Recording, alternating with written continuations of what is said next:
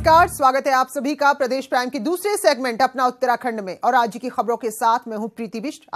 तो air strike के बाद पाकिस्तान में हड़कंप मचा हुआ है और इसी बीच आपको ताजा खबर अपडेट दे दें कि जिस तरह से इमरान खान लगातार कह रहे थे कि भारत सबूत तो दे, वो कार्रवाई जरूर करेंगे, तो फिलहाल भारत ने सबूत दे दिए हैं, डॉजियर सौंप दिया है पाकिस्तान को। तो आपको बताया कि अब पाकिस्तान के लिए यहां पर मुश्किल घड़ी है क्योंकि वो बातचीत की लगातार भीख मांग रहा है। आज भारतीय सीमा में घुसने की कोशिश कर रहे एक पाकिस्तानी विमान को एयरफोर्स ने मार गिराया। हालांकि इस कार्रवाई में इंडियन एयरफोर्स का MiG-21 प्लेन क्रैश हो गया और भारत का पायलट फिलहाल पाकिस्तान के कब्जे में है, जिसके बाद भारत ने पाकिस्तान को ये साफ तौर पर हिदायत दी है कि जो एक कानून है, जो नियम है, उसके तहत जो हमारा जवान आपके कब्जे में है उसे किसी भी तरह का नुकसान ना पहुंचाया जाए। और जैसा हमने बताया, ताजा अपडेट यही इस पूरे घटनाक्रम में कि डॉजियर पाकिस्तान को सौंप दिया गया है, जिसमें सबूत है। ये बताया गया है कि पाकिस्तान की सरजमी पर जैश के कैंप चल रहे हैं। तो अब देखना होगा कि पाकिस्तान का प्रधानमंत्री इमरान खान जो लगातार इससे पहले कह रहे थे कि सबूत तो दो, हम कार्रवाई जरूर करेंगे, तो अब देखना होगा कि अगला कदम क्या कुछ पाकिस्तान यहां पर उठाता है। तो बहरहाल फिक्र इस वक्त हमारे उस पायलट की है जो पाकिस्तान के कब्जे में है और साफ हिदायत भारत की तरफ से पाकिस्तान को दे दी गई है कि किसी भी तरह का नुकसान पायलट को ना पहुंचाया जाए। तो भारत पाकिस्तान के बीच इस वक्त जो हालात हैं उसे युद्ध जैसे हालात कह सकते हैं और यही वजह है कि कुछ एहतियाती कदम उठा लिए गए हैं। कई शहरों के हवाई अड्डों को हाई अलर्ट पर रखा गया है। वहीं देहरादून की बात करें तो ये अपने आप में काफी संवेदनशील इलाका है, IMA है यहाँ पर। इसके अलावा भी जो एयरपोर्ट है वहां देशी विदेशी पर्यटकों का आना जाना लगा रहता है। तो जॉली ग्रांट एयरपोर्ट की बात करें तो जम्मू और अमृतसर जो उड़ानें यहां से जाती थी उन्हें फिलहाल रद्द कर दिया गया है और दिल्ली जाने वाली फ्लाइट को भी फिलहाल रद्द किया गया है। इससे पहले चंडीगढ़ में भी इस तरह के कदम उठाए गए थे, हालांकि उसके बाद फिर उड़ान वहां बहाल कर दी गई। तो जहां जहां कुछ शक है या ऐसी आशंका है तो वहां एहतियातन कुछ कदम उठाए जा रहे हैं। लोग ऐसे भी हैं जिनकी फ्लाइट रद्द हुई है, लेकिन वो इस बात से परेशान नहीं है कि उनकी फ्लाइट रद्द हुई है और वो इस बात से है कि वो अब सड़क मार्ग से जाएंगे। मैं जानना चाहता हूँ, आपका नाम क्या है? नितेश जी, आपको कहाँ जाना था? लखनऊ। आपको पता है कि हालात जिस तरीके से चल रहे हैं, कई जगह से एयरपोर्ट, आपकी फ्लाइट रद्द की गई है, तो कोई परेशानी या फिर क्या कहना चाहेंगे आप? देखिए, हमें लखनऊ जाना था, तो जब हम एयरपोर्ट पे आए तो यहीं पर हमें पता पड़ा कि फ़्लाइट कैंसिल हो गई है। बाद में हमको मैसेज भी मिला इंडिगो से, the flight has been cancelled. So but then anything for national security. अगर नेशनल सिक्योरिटी की वजह से है तो कम से कम एक नॉर्मल सिटीजन होने की वजह से होते हुए कम से कम इतना तो योगदान मैं दे ही सकता हूँ अपना। तो ठीक है, मेरे को अगर थोड़ा परेशानी भी होती है लखनऊ पहुंचने में तो आई डोंट माइंड। देश के इन हालातों में हम सरकार के साथ हैं, गवर्नमेंट के साथ हैं। जब वो चाहते हैं कि ये बंद होने चाहिए तो इसमें कहीं ना कहीं हमारी भलाई है। तो अमूमन कहीं तलाशी भी होती है, चेकिंग भी होती है, तो लोग थोड़ा गुस्सा जाते हैं, लेकिन हमारी सुरक्षा के लिए है और जो भी कष्ट होगा उनसे कम होगा जो इस वक्त सीमा पर तैनात हैं। इसी बीच उत्तराखंड के मुख्यमंत्री त्रिवेंद्र सिंह रावत ने कहा है कि देश की सेना जैसी सेना दुनिया में कहीं नहीं है। अगर पाकिस्तान जंग करेगा तो उसकी गलतफहमी हमारी सेना अच्छी तरह से दूर कर देगी। चाहे हमारी वायु सेना हो, चाहे हमारी थल सेना हो या हमारी जल सेना हो, और हमारे जो रणनीतिकार हैं, कुशल रणनीतिकार हमारे पास हैं। मैं समझता हूं कि पाकिस्तान अगर कुछ सोच रहा है तो उसकी गलतफहमी दूर हो जाएगी। तो देहरादून स्थित इंडियन मिलिट्री एकेडमी, भारतीय सैन्य अकादमी समेत जो भी तमाम संवेदनशील संस्थान है वहां की सुरक्षा बढ़ा दी गई है। चप्पे चप्पे पर पुलिस PAC तैनात है और शहर भर में तलाशी अभियान भी चलाया जा रहा है। तो जैसा हमने कहा, अगर कहीं आपको रोककर तलाशी ली जा रही है तो वहां पर सहयोग करें, बगैर इसके कि झुंझुलाएं जो आपकी तलाशी ले रहा है, क्योंकि ये हमारी सुरक्षा के लिए है और ये कोई इतनी बड़ी परेशानी नहीं कि जिसे हम लोग यहाँ पर सहन नहीं कर सकते। तो बहरहाल ये देख सकते हैं आप देहरादून की तस्वीरें जहाँ सुरक्षा को लेकर पूरा अलर्ट है। वहीं चमोली में तैनात ITBP यानी कि भारत तिब्बत सीमा पुलिस के जवानों ने पुलवामा के आतंकी हमले के बाद जो एयर स्ट्राइक की गई है उस पर जश्न मनाया है, खुशी मनाई है। तो आप देखिए, ये भी हमारी सरहद पर तैनात हैं और ये हमारे जवान हैं जो काफी कम तापमान में हम सबकी रक्षा के लिए यहाँ पर अपनी जिम्मेदारी निभा रहे हैं। तो इस एयर स्ट्राइक के बाद इनमें भी जोश है। नजदीक का क्षेत्र है, आईटीबीपी इस क्षेत्र में तैनात है और हमारा जो भारत तिब्बत चीन सीमा से जो लगा हमारा इलाका है वहां पर हमारे ये आईटीबीपी के हिमवीर तैनात रहते हैं।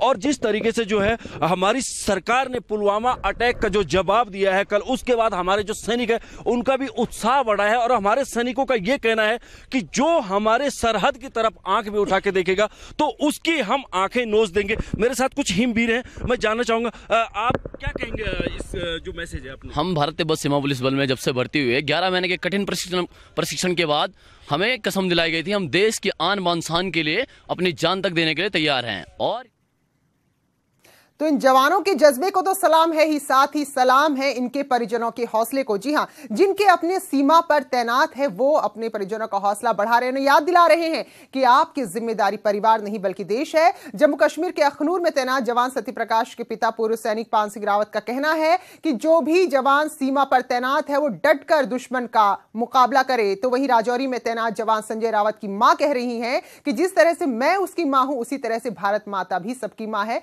और इसलिए उसकी सुरक्षा सबसे पहले।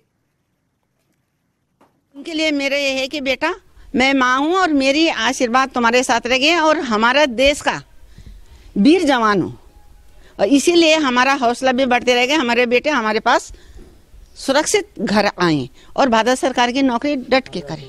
मैं तो जवानों को एक ही अपने तरफ से विचार दे सकता हूं उनको कि आप जो है बिल्कुल डटे रहें और उनका मुकाबला बिल्कुल अच्छे ढंग से करें, जिससे कि हमें दूसरी बार इतनी तकलीफ न सहन करनी पड़े। इसी बीच 1971 में एलओसी पार कर पाकिस्तान पर वार करने वाले पूर्व सैनिक भी पूरे जोश में दिखाई दे रहे हैं। रिटायर्ड विंग कमांडर आदर्श बल का कहना है कि पाकिस्तान की तरफ से की गई कार्रवाई एक गीदड़ भभकी से ज्यादा कुछ भी नहीं। मेरा ख्याल है पाकिस्तान भी रियलाइज कर रहा है कि एक तरह से वो गीदड़ भभकी है ये, पर वो भी जानते हैं कि इसका कोई फायदा नहीं होगा। फिर आप देखेंगे उनके एयरक्राफ्ट आए हैं, उन्होंने कोई भी मिलिट्री एस्टेब्लिशमेंट पे अटैक नहीं किया है। तो जो एयर स्ट्राइक की गई उस पर टिहरी के पूर्व सैनिक कह रहे हैं कि ये शहीदों का सम्मान है और भारत समय पर मुंह तोड़ जवाब हमेशा देता आया है और इस बार भी वही किया है। भारतीय सेना की जो हमारी सरकार ने जो काउंटर अटैक में मारा है अभी, उसके लिए हमें बहुत बहुत बड़ी खुशी है और हमारा हौसला बहुत बुलंद हुआ। वहीं पाकिस्तान पर की गई स्ट्राइक के बाद खटीमा के युवा भी जोश में हैं और छात्रों ने भारतीय सेना के जज्बे को सलाम किया है। हमारी सरकार द्वारा जो निर्णय लिया गया है, जो एयर स्ट्राइक पाकिस्तान के ऊपर की गई है, उसकी हम सराहना करते हैं और उस फैसले की हम साथ हैं और हम आशा करते हैं कि इंडियन आर्मी ऐसे ही अपने कर्तव्य और हमारे जो देश के सिपाही जो शहीद हुए हैं उनके लिए बदला लेती रहेगी और भारत किसी से पीछे नहीं है। वहीं काशीपुर के लोगों में भी ये उत्साह नजर आया। तिरंगा लहराते हुए एक दूसरे को मिठाई खिलाकर खुशी का इजहार किया और पाकिस्तान मुर्दाबाद के नारे भी लगाए गए।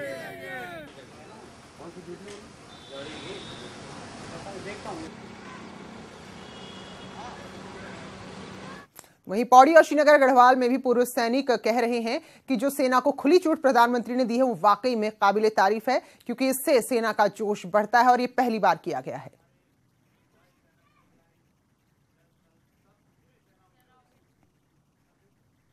इंतजार कर रहे थे इस घड़ी का, जो कि मोदी जी ने आज दिखा दिया। हम मोदी जी का शुक्रिया अदा करना चाहते हैं कि मोदी जी ने इतना बड़ा काम जो किया है वो जो है एक बहुत ही ज्यादा सराहनीय काम है।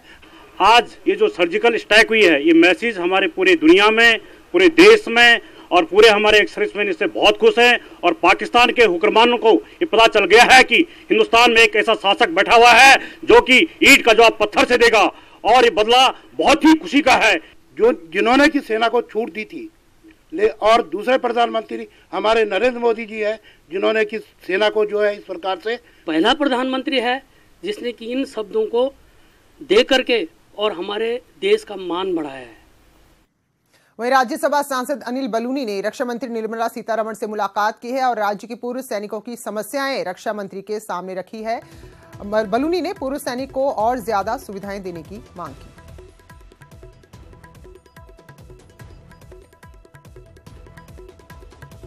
तो आपको बता दें कि राज्य से राज्यसभा सांसद अनिल बलूनी, जिन्होंने रक्षा मंत्री निर्मला सीतारमण से मुलाकात की है, क्योंकि अगर उत्तराखंड की बात करें तो यहाँ अमूमन आपको हर दूसरे तीसरे घर का सदस्य सेना में जरूर मिल जाएगा। तो जो पूर्व सैनिकों की समस्याएं हैं उन्हें रक्षा मंत्री के सामने रखा है और ये जानकारी ट्वीट कर दी गई है। मुख्यमंत्री त्रिवेंद्र सिंह रावत ने आज डोईवाला के पास हर्रावाला क्षेत्र में 300 बेड के अस्पताल का शिलान्यास किया। इस दौरान स्वास्थ्य मंत्री, पर्यटन, सिंचाई और एमडीडीए के अलग अलग विकास योजनाओं के लगभग 540 करोड़ के कामों का शिलान्यास किया गया। मल्टी स्पेशलिटी हॉस्पिटल जो विशेषकर जच्चा बच्चा के लिए होगा और कैंसर के इलाज की भी यहाँ पर सुविधा होगी, उसका भी आज यहाँ पर शिलान्यास किया गया है। मैं समझता हूं कि जो हमारा काम करने का तरीका है या जो हम चाहते हैं कि विकास से मुद्दा बनना चाहिए, किसी भी सरकार का काम उसका परीक्षण ये विकास के आधार पर होना चाहिए। उसमें विकास में कहीं भ्रष्टाचार न व्याप्त हो जाए, उस पर होना चाहिए।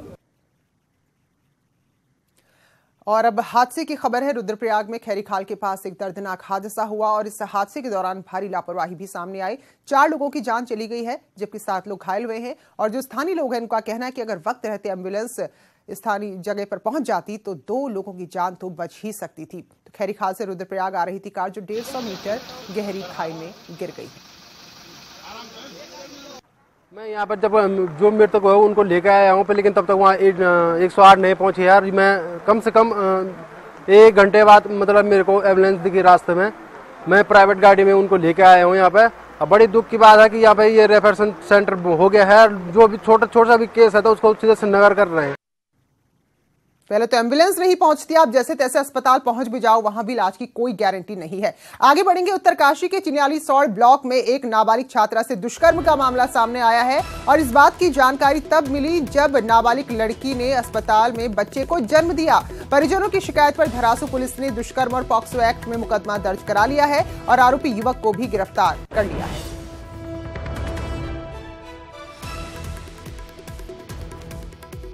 की तो बर्फबारी पूरे राज्य में एक साथ हो रही है और आपको बता दें कि 5 साल बाद ऐसा हुआ है जब पूरा राज्य बर्फ की चादर ओढ़कर नजर आ रहा है। मसूरी हो, अल्मोड़ा हो, चमोली या फिर पिथौरागढ़, हर जिले में बर्फबारी हुई है और इस बार सभी पहाड़ी शहरों में बर्फबारी हुई। कई होता है, जैसे अल्मोड़ा की बात करें या कुछ ऐसे जिले हैं जो थोड़ा ऊंचाई में है तो वहाँ जो थोड़े तलहटी में तो वहाँ बर्फबारी नहीं होती है ऊंचाई के जिलों के अलावा अगर बात करें, लेकिन इस बार हर जगह बर्फबारी हुई है और जो थोड़े मैदानी इलाके वहाँ इससे ठंड बढ़ गई है। तो रुद्रप्रयाग, नैनीताल, मसूरी में भी जमकर हिमपात हुआ है। 6 तस्वीरें आप देखिए, अल्मोड़ा, नैनीताल, पिथौरागढ़, चमोली, मसूरी और रुद्रप्रयाग है और बाहरी बर्फबारी हर जगह एक सी देखने को मिल रही है। तो दर्शकों, बात इस सीजन में पिथौरागढ़ शहर में बर्फबारी हुई है। आलम यह है कि पूरी सोर घाटी बर्फ की सफेद चादर में लिपट गई है। आपको बता दें कि 2005 के बाद अब जाकर 2019 में इस मौसम में, इस महीने में इतनी ज्यादा बर्फबारी पिथौरागढ़ में हुई है। वहीं चमोली में भी कुछ ऐसा ही नजारा है। यहां मौसम विभाग की भविष्यवाणी सटीक साबित हुई है और कितनी बर्फबारी हुई है ये तस्वीरों को देखकर आप अंदाजा लगा सकते हैं।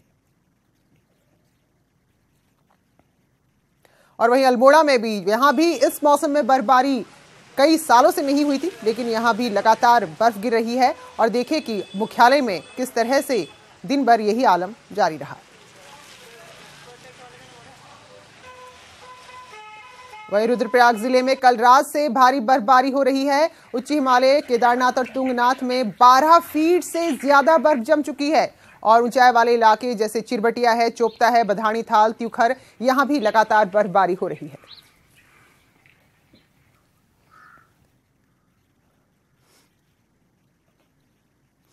तो